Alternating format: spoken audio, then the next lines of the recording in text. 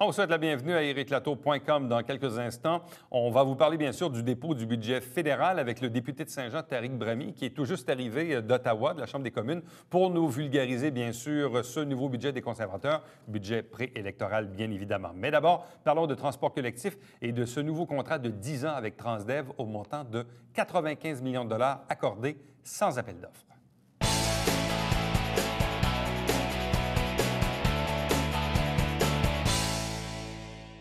Aujourd'hui et probablement dans les années à venir, le transport collectif ou le transport en commun, appelez ça comme vous voulez, ça devient un enjeu hyper important, majeur dans une communauté qui habite près de Montréal. Et d'ailleurs, ici, on vient de procéder tout récemment au renouvellement de ce contrat, d'ailleurs, pour une période de 10 ans. Question de le vulgariser, parce que c'est surtout ça qu'il faut faire. Avec nous, le conseiller municipal Jean Fontaine. Bonsoir et bienvenue. Bonsoir. C'est pas simple, c'est pas si compliqué que ça non plus, mais quelles étaient les principales demandes de la Ville de Saint-Jean en regard au contrat qui se termine là, et du nouveau qui va prendre forme? Quelles étaient les demandes de la Ville? Nous, nos principales demandes, c'était, bien, premièrement, on voulait récupérer la billetterie, on voulait récupérer la gestion du taxi-bus parce qu'il y avait beaucoup de ça à aller chercher là. On voulait avoir des autobus plus performants, climatisés, chauds l'hiver. C'était ça nos grandes demandes. On voulait refaire le réseau. Mais refaire le réseau, ça ne tenait qu'à nous. Et c'est ce qu'on a fait d'ailleurs. Le réseau urbain, je parle, là, va être refait au complet. Et c'est ça, on voulait améliorer, dans le fond, l'offre de services. C'est ce qu'on voulait faire. Donc, c'est un contrat de 10 ans avec Transdev. Oui. Approximativement quoi? 95 millions de dollars? Oui. Sur 10 ans, bien évidemment. C'est ça. Les gens disent que c'est beaucoup d'argent. Le transport collectif, il est subventionné à quoi? 50 50 Donc, ça veut dire que lorsque quelqu'un achète un ticket d'autobus, 10 il y en a 5.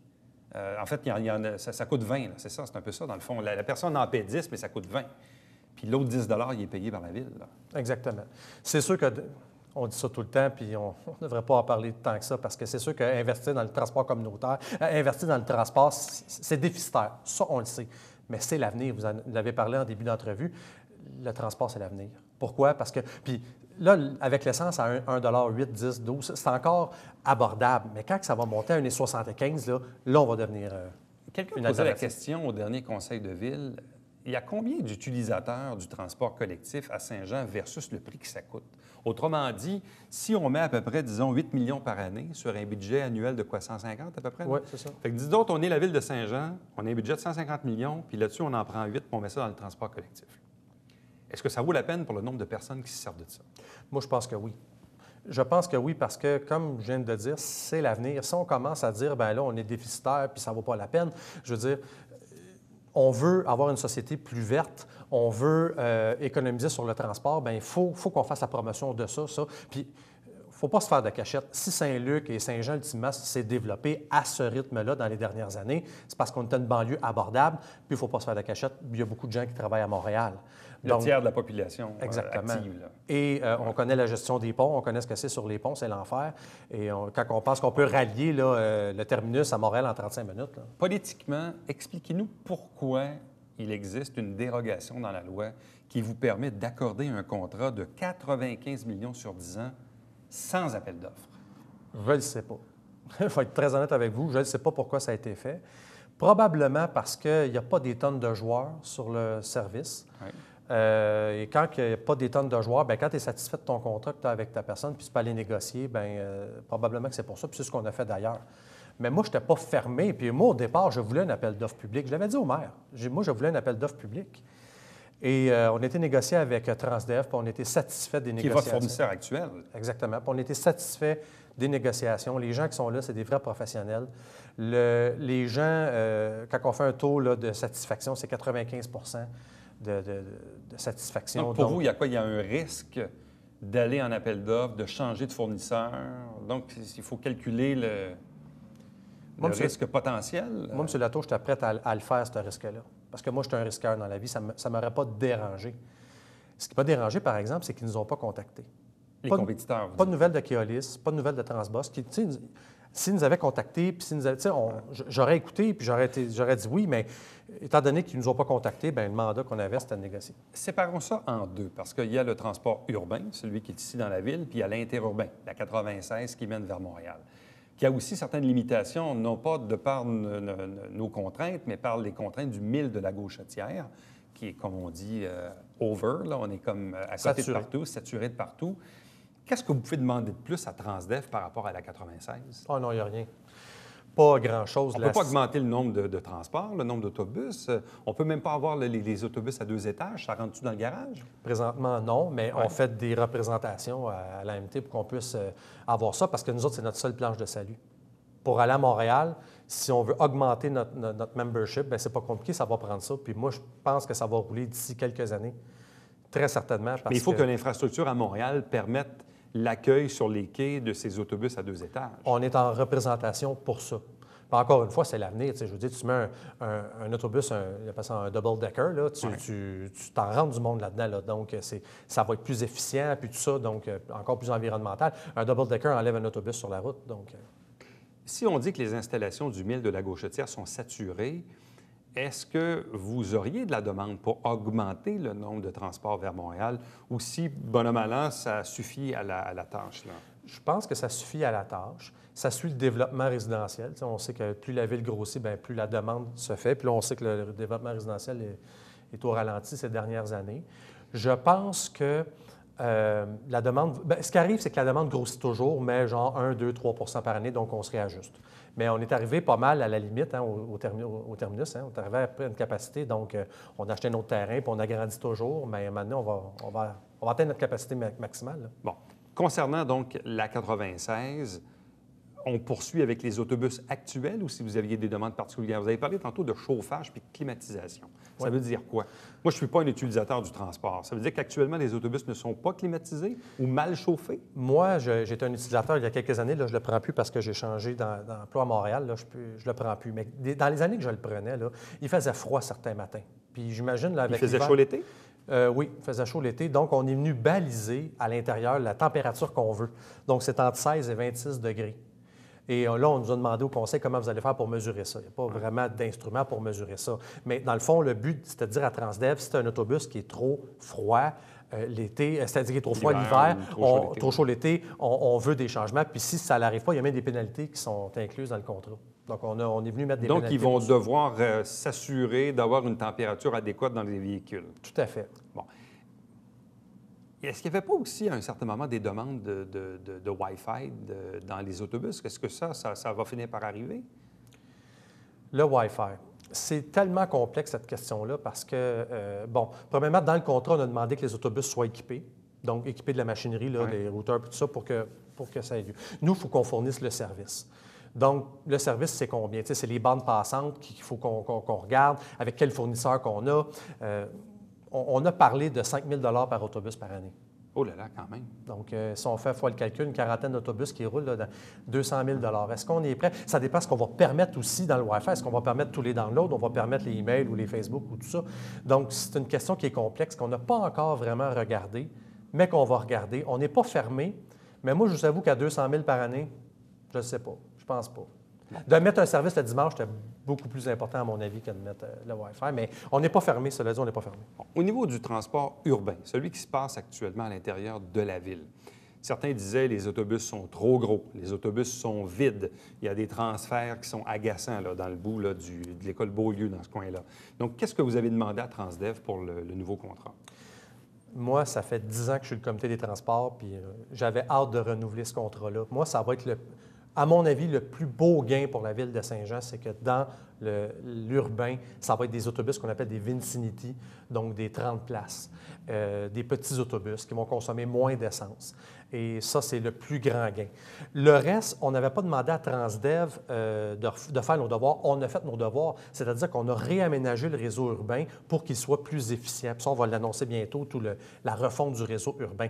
En 2 lignes, on va arrêter de passer dans les petites rues, on va se concentrer de passer sur les grands axes et on va peut-être demander aux gens de marcher un petit peu plus dans certains cas, mais on va passer plus souvent dans les grands axes, de sorte qu'on va améliorer le service. Et comme vous l'avez dit, il n'y aura plus de carrefour échangiste. Oui, l'espèce de transfert 31-33, je pense qu'on appelait. C'est terminé parce que les autobus plusieurs lignes vont desservir le cégep. On a pris les 4 plus grands générateurs de développement à l'hôpital, le cégep, et on a organisé nos lignes en conséquence, avec le carrefour aussi, puis sans compter Iberville. Bon. Donc, ça, c'est pour le transport urbain. Certains vous posaient la question, et bon, on l'a vu notamment à Québec dans le cadre du 400e, les fameux autobus électriques. Oui. Est-ce que ça, il y a de la place pour ça? Est-ce que c'est une demande que vous avez faite à Transdev ou si ce n'est pas réalisable à court terme? Oui, ça, c'est clair que c'est dans le contrat. Le problème, c'est que c'est la technologie qui ne suit pas. La technologie n'est pas au rendez-vous. Oui, il y a beaucoup d'automobiles électriques qu'on voit, on en voit de plus en plus, mais c'est l'hiver. Hein? Un autobus, l'hiver, avec les bancs de neige, puis tout ça, puis c'est compliqué. Mais je sais qu'ils travaillent là-dessus et dès qu'on aura une technologie qui va être facilement applicable sur la route, c'est prévu dans le contrat, puis on la veut. Bon. Au-delà des coûts d'essence, parce que je pense que dans le contrat, si parfois il y a une grosse augmentation de l'essence, vous devez l'assumer, c'est ça? Oui. Donc, le Transdev ne prend pas un risque là-dessus. Là. Mais ce qu'on a rajouté, et ça, c'est très brillant, c'est la clause carburant. On a pris, exemple, un LFS ou un coach. Ça consomme tant de litres au 100. Il y a tant de kilométrage qu'on fait, mettons, dans le réseau urbain ou de Montréal. Alors, c'est ce kilométrage-là qu'on te paye. Oui, on regarde l'inflation, puis on regarde ce que ça peut coûter de plus en essence, mais avant, on recevait une facture, puis là, des fois, c'était pas nécessairement facile à délimiter. Mais là, c'est exactement ce qu'on va payer. Est-ce que le contrat coûte plus cher ou moins cher que le précédent? À peu près le même prix. À peu près le même prix? Oui. Sans regard, évidemment, à l'inflation. C'est ça. Est-ce qu'il y a suffisamment de gains, à vos yeux, pour que le jeu envahisse la chandelle? Oui. C'est pour ça qu'on a signé, dans le fond, quand Transdev n'avait pas le choix, mais reprendre la billetterie, c'est 213 000 la gestion du taxibus, c'est 213 000 la publicité, on va reprendre la gestion de ça, c'est 50 000 Donc, déjà là, en partant, ça c'est par année, il y a à peu près 300 000 qu'on sauve par année, donc on s'est payé le transport du dimanche. Mais c'est ça. Donc, le 300 000 que vous avez récupéré là, vous l'avez mis sur le transport du dimanche. Exactement. Et aussi en refaisant les circuits. Hey, on se perdait, là, M. Laton, on va dire les vraies choses. Là. Moi, dans Saint-Eugène, on passait sur Alicette-Côté, puis on faisait la run de lait, comme je l'appelais. Là, c'est pas compliqué. On va passer Séminaire, Carillon, Jacques-Cartier. Donc, on vient de... Puis ça, on fait ça dans tous les quartiers de la ville. Donc, on se sauve beaucoup de parcours. Et comme ça, bien, on est plus efficient. M. Fontaine, merci beaucoup. De rien. Bonne continuation. Merci. Restez avec nous, puisqu'au retour, on reçoit le député fédéral de Saint-Jean à la Chambre des communes, Tariq Brami.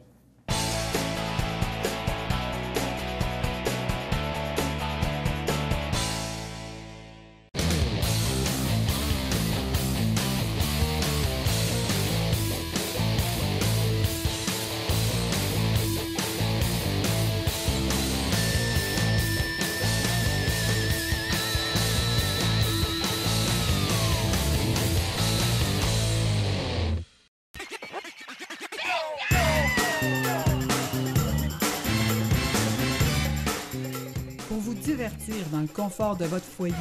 Télébingo, TVHR. Tous les dimanches matins, 9h30. Avec votre meneur de jeu, Alain Rameau. C'est un rendez-vous.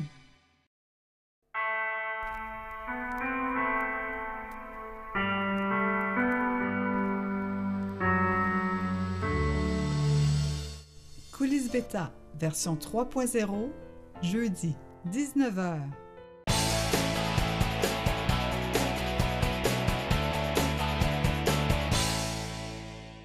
Parlons de la scène fédérale, parlons de la Chambre des communes, parlons d'ailleurs du budget qui vient tout juste d'être déposé au moment d'enregistrer cette émission avec le député de Saint-Jean à Ottawa, mais qui est à Saint-Jean depuis quelques minutes à peine, Tariq Brami. Bonsoir et bienvenue. Bonsoir, M. Latour. Vous êtes fraîchement débarqué du transport.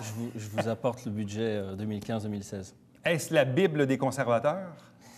Pour la prochaine élection, probablement? Probablement, oui, c'est ça. C'est un budget préélectoral. Non, ce n'est pas leur Bible, c'est plus leur programme électoral pour la prochaine élection en octobre. Qu'est-ce qui vous frappe là-dedans, à première vue? Plusieurs choses m'ont frappé. Une chose qui m'a frappé, parce que moi, je suis assez concerné, je suis très concerné par les questions de défense nationale.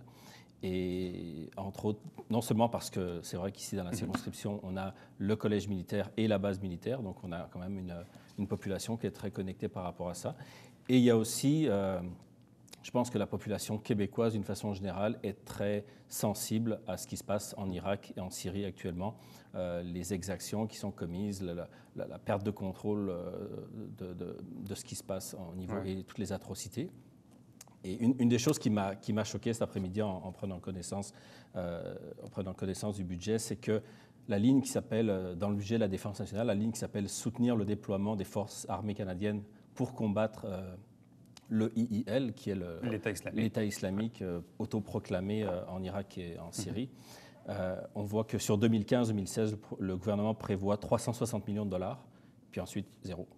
Donc, le gouvernement prétend que cette guerre sera terminée. Dans le fond, c'est un peu ça. On dit, on met 360 millions, puis après, c'est terminé. Au 31 décembre 2016, c'est-à-dire dans un an après. La guerre sera gagnée. C'est ça. Donc, c'est vraiment présenter une version qui est tellement différente de la réalité, parce qu'on sait, et il faut le rappeler, la situation actuelle en Irak, le fait que une partie de l'armée de Saddam Hussein s'est retournée en fait contre le gouvernement central de Bagdad et a pris racine non seulement en Irak, mais aussi dans une partie de la Syrie qui était un État en décomposition, et est arrivé à pousser son offensive jusqu'aux frontières de la Turquie, qui est un pays qui semble menacé aujourd'hui, qui ne veut pas intervenir, mais qui surveille d'une façon très inquiète ses frontières.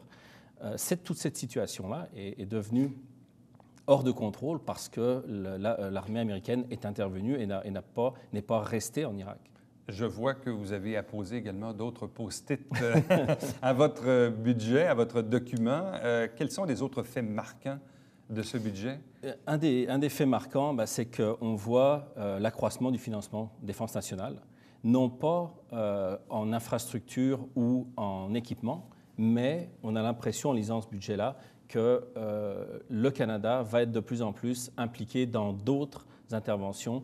Et il y a une contradiction, en fait, entre l'augmentation qu'on voit, c'est-à-dire que le Canada est en train de devenir un pays de plus en plus guerrier, de plus en plus offensif, et paradoxalement, on voit que sur cette ligne-là, on ne prévoit que 360 millions sur une année pour la problématique en Irak et en Syrie. Et on voit apparaître aussi une autre ligne de 7 millions de dollars qui s'appelle « Appuyer nos alliés aux moyens de formation militaire ». Ça, c'est directement l'offensive en Ukraine et le fait qu'il y a maintenant des soldats canadiens qui sont déployés en Ukraine et qui risquent, dans les mois qui viennent, d'être directement confrontés à l'armée russe. Alors ça, c'est un pas dans une direction qui est très dangereuse. Le fait de vouloir confronter l'armée russe d'une façon aussi directe pour les forces canadiennes, je pense que c'est un pas qui est vraiment très dangereux. C'est une pente qui est dangereuse, à mon avis. Outre les enjeux militaires, qu'en est-il du filet social des Canadiens qui, au fil du temps, a été beaucoup, disons, troué, là, avec la sécurité de la vieillesse, l'assurance-emploi, etc., etc.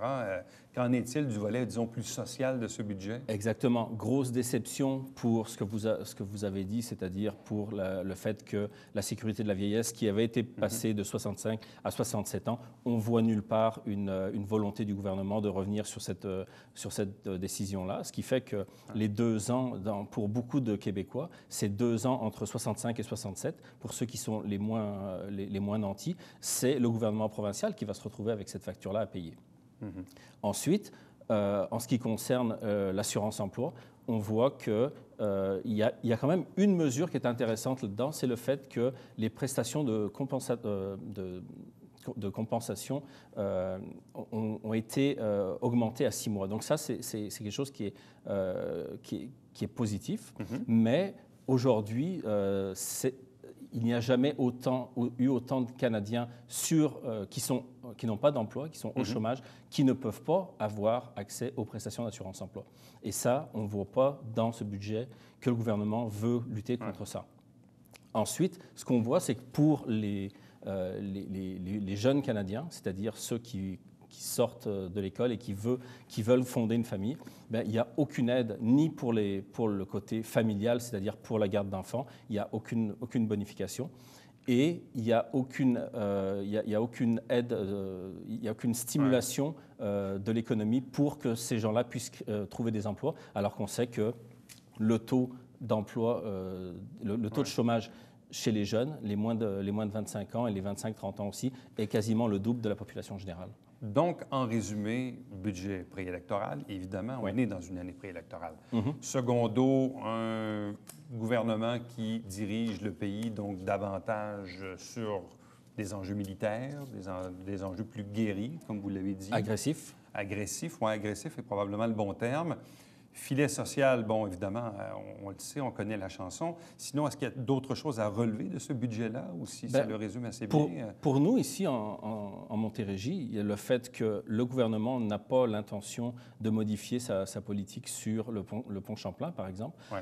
En termes d'investissement, il y a une grande déception. C'est parce qu'il n'y a pas d'investissement prévu ni pour les ponts, ni pour les voies ferroviaires. Par exemple, on sait qu'on a un réseau ferroviaire qui se dégrade d'une façon... on l'a vu avec... On l'a vu, mais ce qu'on a vu, c'est uniquement la partie fret qui passe effectivement qui passe juste à côté d'ici, là, qui passe la ligne qui va aux États-Unis, donc qui permet donc d'acheminer une partie du pétrole. Mais c'est pareil pour le côté passager. Il n'y a pas d'investissement pour le trafic passager ferroviaire. Donc, il y a beaucoup de déceptions sur le fait qu'il n'y a pas d'investissement en infrastructure dans ce budget-là. Et le payage sur le pont Champlain est bien sûr maintenu. Exactement. Et il n'y a rien dans ce budget qui nous laisse penser que le gouvernement va changer d'opinion d'ici les élections. Bon, ça, c'est l'autre question, parce que là, nous, on est fin avril. Vous siégez techniquement jusqu'au 23 juin. Après ça sera l'été. Après quoi, il y aura le déclenchement des élections. Puis là, aussi, ici, dans le comté, il y aura une campagne. Vous avez pris la décision de ne pas vous représenter. Vous, vous êtes en fin de mandat. Qu'est-ce qui reste à faire aux yeux des Canadiens, aux yeux des citoyens du comté de Saint-Jean? Vous, comme député, comment pouvez-vous donc faire une différence ou éveiller les Canadiens à des enjeux ou à des réalités importantes? Parce que le gouvernement est toujours majoritaire, donc il y a toujours une certaine marge de manœuvre. Que reste-t-il à faire au gouvernement là, pour les semaines qui restent d'ici la fin de la session parlementaire? Actuellement, on vient de voter un prolongement de la mission en Irak et en Syrie. Donc ça, c'est quelque chose, je pense qu'il faut continuer à expliquer aux Canadiens qu'à chaque fois qu'ils payent leurs impôts sur le revenu, mais aussi à chaque fois qu'ils payent de la TPS quand ils font un achat, c'est de l'argent qui va être dépensé non pas pour faire des routes, des ponts ou des infrastructures ferroviaires, mais qui va être dépensé pour envoyer des bombes, pour détruire des infrastructures en Irak et en Syrie. Infrastructures qui vont être récupérées par qui? On ne le sait pas parce que il y a tellement de clans, c'est tellement pas clair qui est le bon, qui est le méchant dans ce conflit-là. Donc en fait, on détruit simplement des infrastructures, mais on n'aide pas non plus, en détruisant les infrastructures, on n'aide pas l'armée irakienne, paradoxalement, on aide le régime de Bachar el-Assad, qui est aussi un régime meurtrier. Donc cet argent qui pourrait être investi dans nos communautés, pour nos investissements à nous, pour nos infrastructures à nous, comme un pont qu'on attend depuis plus de 10 ans pour remplacer le pont Champlain, eh bien cet argent est dépensé dans un effort de guerre qui, à mon avis et à l'avis de beaucoup d'experts, ne sera pas résolu dans 1, 2 ou 5 ans, parce que les puissances locales elles-mêmes ne veulent pas rentrer dans ce bourbier-là. La Turquie en est un très bon exemple. Le fait qu'aujourd'hui, l'Arabie saoudite a décidé de se retirer de la deuxième coalition en Yémen, donc a terminé l'intervention militaire. Donc ça prouve que les puissances locales ne veulent pas s'impliquer dans ce conflit-là, mais le gouvernement conservateur demande à tous les Canadiens de payer leurs impôts et leurs taxes pour financer un effort militaire qui, de toute façon, ne résoudra pas le problème.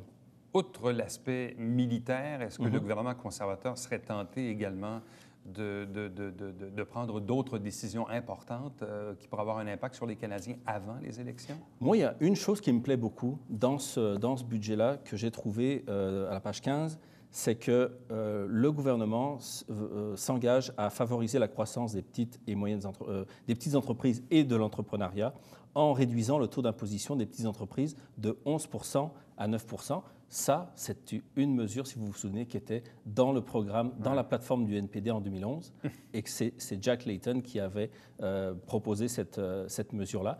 Une mesure qui avait été fortement critiquée par le gouvernement conservateur, disant que ce n'était pas le moment d'aider les petites entreprises plus par rapport aux grandes entreprises. Nous, au NPD, on savait qu'il fallait aider les petites entreprises parce que ce sont elles qui ont le plus de difficultés, ce sont elles qui créent des emplois. Et cette diminution de 11% à 9% que nous, on avait proposé pour 2011, elle va être faite, malheureusement, seulement sur 5 ans. Donc, c'est 1%, c'est 2%, mais étalé sur 5 ans. Ce n'est pas vraiment ce que nous en avions demandé, mais c'est un pas dans la bonne direction et c'est une partie qui a été reprise de la plateforme du NPD. Donc ça, je suis très content pour ça. En terminant, le travail d'opposition officielle n'est jamais un travail simple, pas toujours reconnu d'ailleurs à sa juste valeur. 4 ans plus tard, votre rôle de député d'opposition, vous avez siégé donc sur divers comités, tout ça. Quel est le bilan que vous tracez de ces 4 années? Avez-vous l'impression d'avoir pu faire une différence, certes, dans certains dossiers, d'avoir pu éveiller les consciences, faire changer peut-être certaines décisions?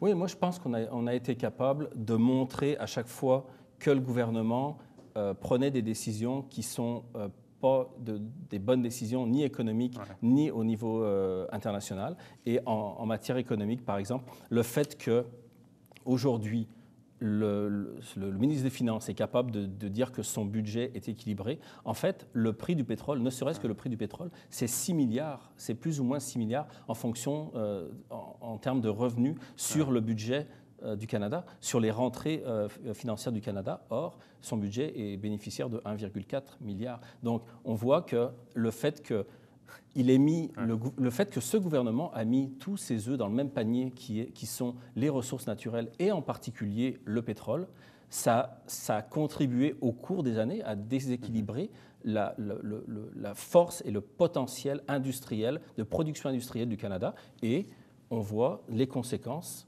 qu'il y a maintenant sur ce budget aujourd'hui, après toutes ces années de direction qui a consisté pour le gouvernement à amener le Canada vers d'une puissance industrielle diversifiée vers une puissance qui est un producteur de pétrole. Donc ça, c'est quelque chose qu'on a été capable de montrer et qu'on va être capable de montrer encore, je pense. M. Bramy, merci beaucoup et bonne fin de session parlementaire. Merci beaucoup. Merci. Restez avec nous puisqu'au retour, on vous présente le Babillard quotidien.